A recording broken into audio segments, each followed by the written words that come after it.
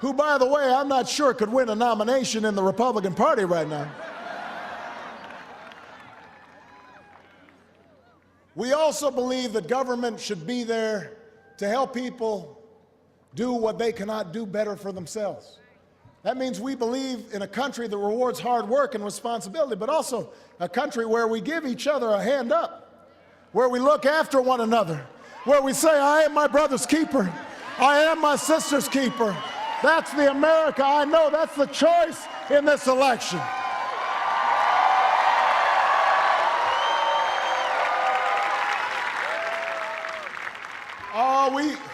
We see a future where the next century is driven by American innovation, American ingenuity. We don't want to give tax breaks to companies that ship jobs overseas. We want to give tax breaks to companies right here in the United States of America, to small businesses and American manufacturers and clean energy companies, because we want the solar panels and wind turbines and electric cars made right here in the US of A by American workers. That's the choice in this election. We see an America where every citizen has the skills, the training to compete with any worker in the world. The other side might think it's a good idea to cut education by 20%. But let me tell you who doesn't think that. China doesn't think it's a good idea. South Korea, India, they don't think it's a good idea. They're not cutting back on education because they're not playing for second place. And the United States of America doesn't play for second place. We play for first.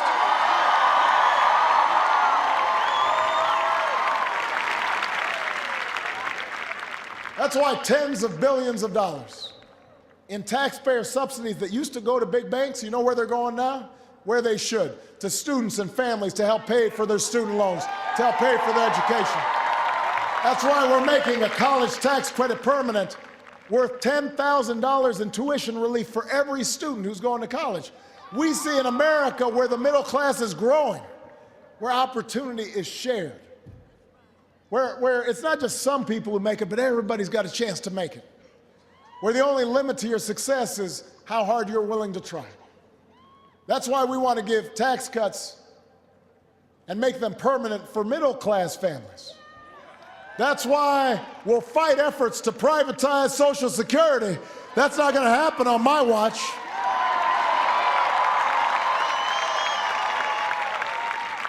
We're not going to take the retirement savings of a generation of Americans and hand it over to Wall Street. That's why we refuse to go back to the days when insurance companies or the banks or the oil companies had free rein to do whatever they wanted, running roughshod over the interests of middle-class families. I want to make sure that insurance companies, if you're paying your premium, then they're paying for your health care when you get sick. I want to make sure that credit card companies aren't hitting you with hidden fees and penalties. I don't want taxpayers to be on the hook for Wall Street's mistakes. I do that as somebody who profoundly believes in the free market, but the free market works when there are rules of the road in place. And when the best businesses, the ones that are competing for your business on the basis of high quality and a good price and good customer service, when they're the ones who succeed because there are decent rules out there, looking out for consumers, looking out for you, that's the choice in this election. That's what we're fighting for. That's what we're fighting for. Now, I want to warn you about something. And by the way, I hope you don't mind I'm losing my voice because I'm still fired up. But I got some campaigning to do over the next couple of weeks here. Right now, the same special interests that would profit from the other side's agenda, they're fighting back. The empire's striking back. To win this election, they are plowing tens of millions of dollars into front groups. They're running misleading negative ads all across the country. They don't have the courage, they don't have the gumption to stand up and disclose their identity. It could be insurance companies, banks. We don't know. This isn't just a threat to Democrats, this is a threat to our democracy. And the only way to fight it, the only way to match their millions of dollars is all of you. millions of voices who are ready to finish what we started in 2008. That's where you come in.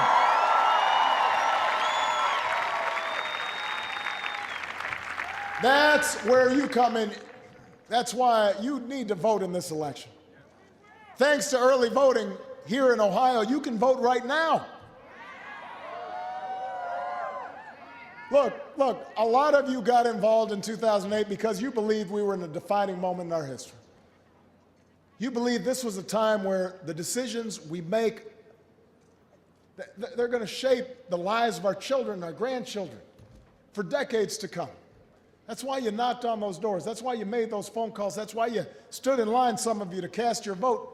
Some of you for the very first time in your lives, because you believed that your actions could make a difference, that you could play a role in making change. And now we're not just advocating change. We're not just calling for change. We're doing the hard work of change. We're grinding it out. Sometimes it's frustrating. We're delivering change inch by inch, day by day. It's not easy. Believe me, I know it's not easy.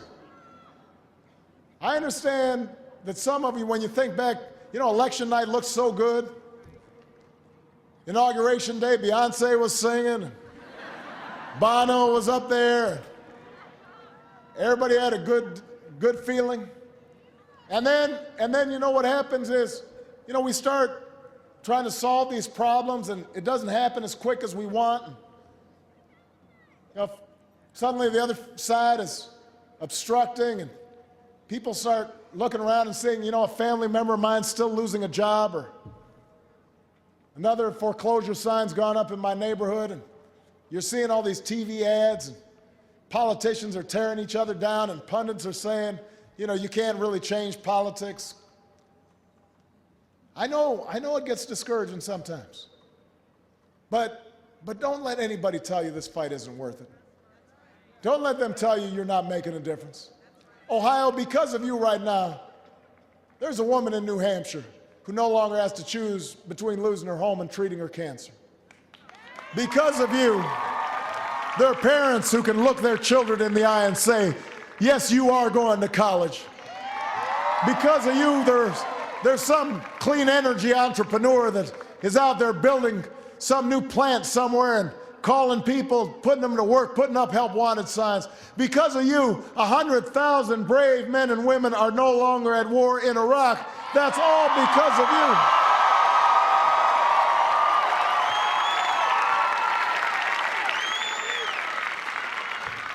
So don't let them tell you the change isn't possible. Don't let them take this country backwards because we didn't fight for it. Because here's what I know. Nothing in America's ever been easy. The very founding of this country was hard. It required a revolution. And when you thought about those 13 colonies coming together, how unlikely was it that they could gain their freedom from the most powerful empire on earth and then draft a document based on principles that had never been tried before? We hold these truths to be self-evident, that all men are created equal, that we are endowed with certain inalienable rights. And then we had to grapple with the legacy of slavery and a civil war. And we had to fight to make sure that workers could get a decent deal on their job. And we had to fight to make sure that women got the right to vote. And then World War II came, and we had to fight to defeat fascism and overcome a depression. And when folks came back, we had to invest in them with the GI Bill to make sure we could grow a middle class that was the envy of the world, and win a Cold War and put a man on the moon. Each and every one of those steps required struggle. And each and every time there was somebody out there who said, we can't do that. Each and every time there was somebody who said, you know what, you're wasting your time. So there was somebody who was saying, you know what, change isn't going to happen.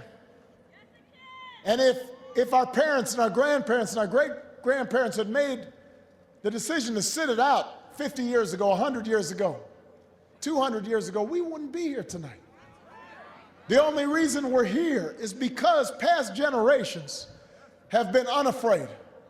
They're unafraid to push forward, even in the face of difficulty. They're unafraid to do what's necessary, even when things are uncertain.